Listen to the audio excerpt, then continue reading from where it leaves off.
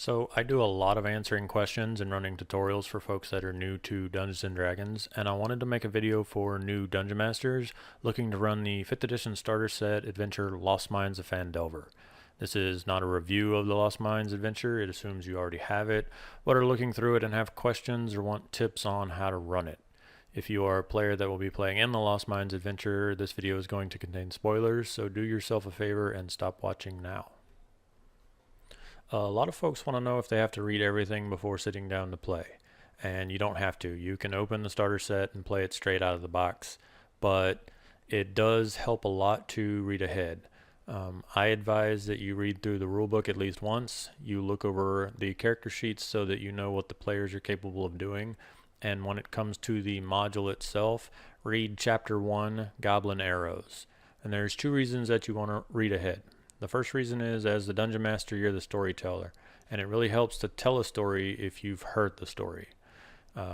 Having read ahead, you'll be able to spend less time looking through the book, and you'll already have an idea of who the NPCs are, what their motivations are, and where and when the party needs to do things. The second reason you'll want to read ahead is the way the starter set adventure book is set up. Sometimes important information isn't until the end of a section or on the top of the next page. A great example of this is experience points. The party gets ambushed by goblins on the road, and then as soon as the last goblin gets defeated, a lot of groups are going to start asking, how much experience do we get for beating those enemies? If you haven't read ahead to the bottom right hand of page 7, you won't know that the party gets 75 experience points after beating the goblins, finding their trail back to the hideout, avoiding or dealing with the traps along the trail, and arriving at the hideout itself. At this point, there's a milestone and the party is awarded 75 experience points. But if you haven't read ahead, you might be looking at the monster stat card and seeing that goblins are worth 50 experience points and trying to find out, do I need to divide that 50 among the party? Do I multiply it by the number of goblins? Does that mean everyone in the party just gets 50 experience points? And you might have questions. This happens again for the goblin hideout itself because there's no experience points awarded for each room. You have to read ahead to page 12 where it says, now that the party has cleared the entire hideout, award them this much XP. Page 12 will also explain how milestone experience points work, and that after chapter 1 the adventure is going to swap and start using calculated experience points, where you'll take the experience points of each monster, multiply it by the number of monsters, divide by the number of party members that defeated those monsters, and award that amount of experience points. So reading ahead can be super important. Another great example is the development sections. Sometimes monsters don't fight to the death, sometimes things happen mid-fight, and there's little development cards that tell you once this monster reaches half health, it'll try to run away, or when this enemy sees that the party is clearly going to win, it attempts to parlay with them and strike a bargain. If the Dungeon Master doesn't read ahead to see that that's what's going to happen in this fight, sometimes the party can kill the creatures outright, and then you read ahead or you flip to the next page and you see, oh, that guy was supposed to try and come to a truce with the group, but now the NPC has been defeated and is dead, and you could miss out on something important to the story because you just started the fight and ran the fight before reading the rest of that room's descriptor. Another question a lot of folks have is about party size, because the module is designed for 5 players plus a dungeon master, but not everyone has 6 people ready to play. So a lot of folks ask, it's just me and 3 of my friends, can we still play this? You'll see that the module recommends giving multiple character sheets to some of the players, but this is normally my last resort. A lot of times your players are new and learning the system, and giving them 2 characters to play effectively doubles the amount of work they have to do. They're still learning the game, but now they have to learn 2 characters. They have 2 armor classes to track, 2 initiatives, 2 hit points, and 2 lists of class and racial features. So the easiest thing to do is, of course, recruit more players until you have a full group. But if that's not an option, there are ways that you can scale the difficulty down to the number of players you have. You can reduce monster hit points or sometimes take monsters out of fights altogether. You can tweak the amount of damage that the enemies do, or you can give the party more tools and more equipment to make it easier on themselves. Since there are less players, they will be doing less damage to the monsters, thus the monsters will be staying alive longer, and the damage that the monsters do will be more focused on those 3 players instead of spread out across 5. So you might consider doing stuff like starting the group with a couple of healing potions, or having more healing potions show up when they find treasure troves. Instead of a big pile of money, maybe there's only 3/4 as much money, but there's a healing potion in there. So let's talk about some of the mechanics of the game. The first one we're going to discuss is initiative, and initiative is simply the turn order in combat. At the start of combat, the Dungeon Master is going to make a call for initiative, and each character will roll a d20 and then add their initiative modifier to it, and the Dungeon Master will roll a d20 and add the initiative modifiers of each of the monsters, and then rank those scores from highest to lowest to know what turn order everyone will be in. The module itself is going to tell the Dungeon Master to roll all of the monsters of the same type together, but one of the things that I like to recommend new DMs do is either roll them individually or roll them in smaller groups. And this is because at level 1, especially for new players, the first couple of fights in the module can be really deadly. So if all 4 goblins are going on the same turn, that's 4 attacks in a row that the party does not have a chance to either reposition, heal, or react to. This can be especially deadly if the goblin ambush gets surprise and rolls high, because they would attack in the surprise round and the party wouldn't be able to react, and then they'd get to go again high in the turn order, and with 4 back-to-back attacks, that is a lot of damage potential coming at the party when it can't react. So since there are 2 goblins that run forward with their swords and 2 that stay back with their bows, the way I normally run it is I roll my sword goblins as one group and my bow goblins as the other group. This allows there to be 1 or 2 enemies, and then the party has 1 or 2 members of its players that get to go and adjust, or maybe even defeat some of the goblins before the next set of goblins get a turn. Next, we'll talk about proficiency. Proficiencies are listed on the character sheets on the bottom left-hand corner, and all proficiency is a determiner that decides whether or not a character is good at something. A fighter attacking with a 2-handed greatsword adds his proficiency bonus to that attack because fighters know how to use 2-handed swords. The wizard in the party attacking with the same sword against the same enemy would not add that bonus because wizards aren't trained in using big 2-handed weapons. The good news about the starter set is for the character sheets and the monster stat cards, proficiency bonus is already calculated into everything. If you look at our character sheet on the right hand side, his strength saving throw is +5 because his strength of 3 and his proficiency of 2 total to 5. Any of the things that have those dark bubbles next to it are saves and skills that that character has. In the center of the page, his great axe and his javelin also already have proficiency factored in. Great axe is a weapon that uses strength to attack.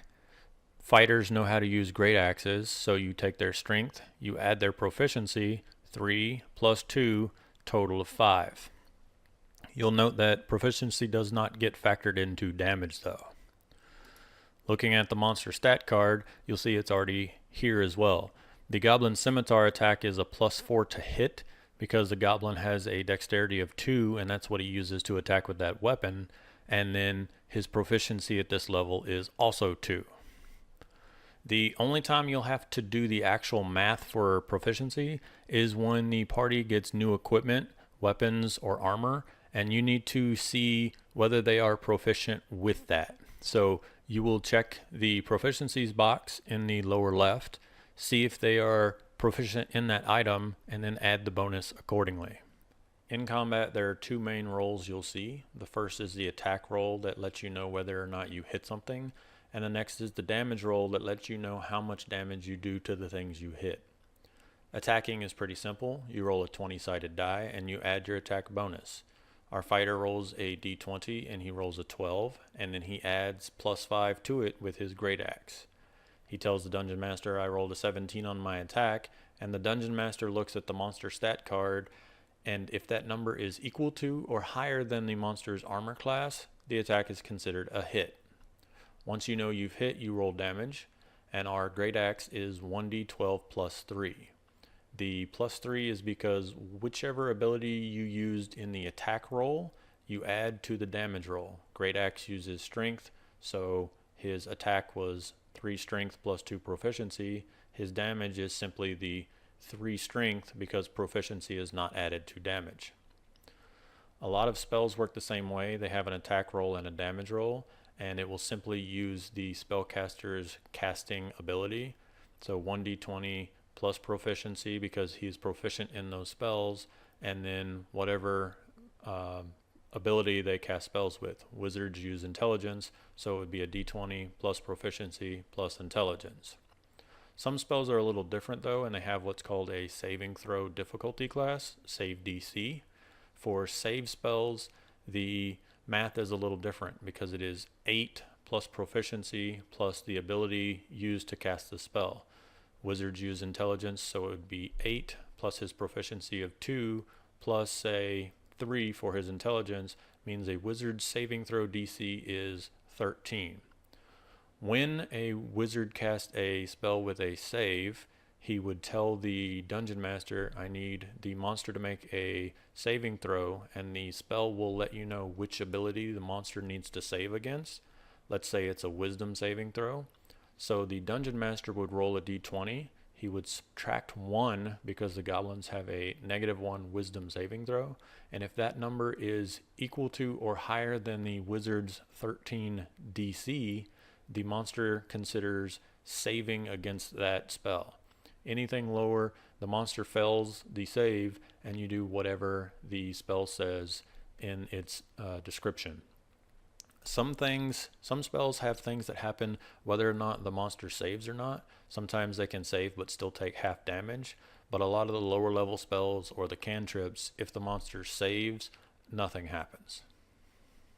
For the Dungeon Master, things are a little different because if you look in the actions of the goblin, you'll see that the scimitar has a +4 to hit, so you would roll 1d20 and add 4 to know what its attack is. But after hit, it says 5 and then 1d6 plus 2. And this is because you can have all of the monsters deal the average damage of 5 or roll out the damage of 1d6 plus 2. So 5 is the average of 1d6 plus 2. You'll see that up top in the hit points, the monster stat card does a similar thing. The average hit points for a goblin is 7, or you could roll 2d6 for each of your goblins and determine what their hit points are. It's up to the Dungeon Master whether you want to use the average or roll. Personally, I like to use the average on hit points, so all the monsters have the same hit points and it's easier for me to keep track of. But I like to roll the damage so that it's more of a surprise how much the attack's going to do. Some attacks will be a smaller hit and only do 3, but some will be much more deadly and do the full 8. There are more things that you can do in combat besides just attacking. On your turn you get your movement as well as 1 action, and there are multiple actions that you can use besides attacking. I'll include a handout that I normally print out for my players in the description below that has all the actions in combat. In addition to an action, if you have something that allows a bonus action, you'll see our goblin can take disengage or hide as a bonus action. You get 1 bonus action on your turn, and then between the end of your turn and the start of your next turn, you have 1 reaction. Certain spells allow you to use this reaction to do something, but most commonly reactions are used for attacks of opportunity. When something is standing in your threatened range and leaves it, so if a monster was standing right next to you and then tried to run away, if it did not use the disengage action before that, it's considered leaving your threat and provokes a attack of opportunity. you can use your reaction to make this attack of opportunity, but because you only get one reaction between your turn and your next turn, if multiple monsters left, you would not get to attack all of them. Additionally, if you used your reaction to make an attack of opportunity and something happened and you had a spell that lets you use your reaction, because you've already used your reaction, you wouldn't be able to interrupt the actions with that spell. Another important mechanic is called advantage and disadvantage. All this does is simplifies a lot of the math from previous editions where you would have random +1 and +2 modifiers based on the situation you were in, but instead of having to factor in +2 for flanking and +1 for the weapon you're using and +1 for a buff from a friend, it simply takes all that math and narrows it down to rolling something twice and taking either the higher or lower number. If you have advantage in a situation, say the goblin is laying prone on the ground in front of you, because he has such a hard time defending himself, you have advantage on your attack. You roll 1d20 and you add your attack bonus, and then you roll another d20 and add your attack bonus. Whichever number is higher, you take that, and that's the number you give to the dungeon master. Disadvantage is the exact opposite. You roll the d20 twice and then you take the lower number. Disadvantage comes into play in a couple of different situations. You'll see our example fighter has disadvantage on his javelin if he throws it any greater than 30 feet. So he would make his attack roll, and then he would make another attack roll and take the lower number. So even if he rolled a crit on the first throw and rolled a 7 on the second throw, he has to take the 7 and use that because he's throwing his javelin further than he can reliably aim it. One of the key places that disadvantage on attacks comes into play is if you are making a ranged attack, but you have a threatening creature within melee range of you. So if there is a goblin directly adjacent to you and you are using a short bow, if you try to shoot that goblin, or even if you try to shoot the goblin further down the road, because somebody is right next to you and is making it harder for you to focus, you have disadvantage on your ranged attack. And this is for both ranged weapon and ranged spell attacks. So you'll want to keep that in mind, because when those goblins come running up to the party, like in the ambush situation, it could possibly really make it hard for the archer and the spellcasters to be effective in combat if they're doubling all their rolls and taking the lower one. We'll close out on a couple of tips that I have, which are useful in the starter set, but they actually apply to pretty much any D&D game. And the first one is, at the end of every session, talk to your group and find out what they think they're going to do next. They might not always know, but it will really help you as the DM be able to prepare for the next game. If the group is in a dungeon, it might be pretty easy. Next time they're going to still be in the dungeon. But sometimes the group's in town and you'll want to ask, hey, are you guys thinking you're going to follow up on the rumors of bandits, or are you going to head out because the mayor is offering a gold reward to whoever deals with those orcs? If you don't know what the party is going to do, it will be harder for you to read ahead or to make the maps that you need, because if you prepare for one thing and then the party decides to do another, you're going to be kind of doing it on the fly. So they don't have to come to anything conclusive, but just try to get a good vibe of what the group's thinking they're going to do, and you can better prepare for it. Also, don't be afraid to speak up and kind of give the group a nudge in the right direction if you notice that they're either getting stalled or hung up on something that's not important, or if they seem like they don't really know where to go. You don't want to railroad them. You don't want to completely remove their choice or say in the matter, but sometimes groups can really get caught up on something that's an insignificant detail, and you're the one who can give them a little push to get the story going again. Sometimes the groups will be spending 5 minutes trying to argue the pros and cons of hiding the cart in the woods or going straight to town, and it's good that they're having that discussion, but at a certain point you might want to step in and go, all right guys, we only have so much time. I'm telling you that the cart will be safe in the woods, so you guys can follow the goblin trail and it'll be okay. This also works the opposite way though. Sometimes the group will be thinking about doing something and you might want to step in and intervene with a friendly reminder. hey guys, if you start a fight right here, the guards will see it and might get involved. Hey, you guys are setting out to head to Thunder Tree. Is there anything else you want to do in town first? Because it's going to be a couple of days journey up there and a couple of days back. So some of the more pressing or time sensitive quests, you might want to do those first. Um, Sometimes the group can get the information to head into higher level areas, and you might want to recommend that they do some of the other quests first because they are headed towards what could be a dangerous or potentially deadly fight. That'll wrap up all of the important tips and tricks I have for the starter set though. So if you can think of something that I missed or something you want me to elaborate on more, just leave a comment or reach out to me on social media. I'll include all of my stuff in the description below. Um, the starter set is a great way to get new people into the hobby, but it also holds up for intermediate and advanced players. I run it all the time, both in person and online, to teach people or to use it as a platform to start and then move into either homebrew or higher level D&D modules. So if you have any questions about the starter set at all, feel free to reach out and I will gladly talk about it. I do want to thank you for the time you spent watching this video though. I'm fairly new to making this kind of stuff, but I'm looking forward to doing more of it in the future. If you want to check out my channel, I'll be uploading the stuff as I record it, but I also stream and record my weekly Roll20 games and upload them to both Twitch and YouTube.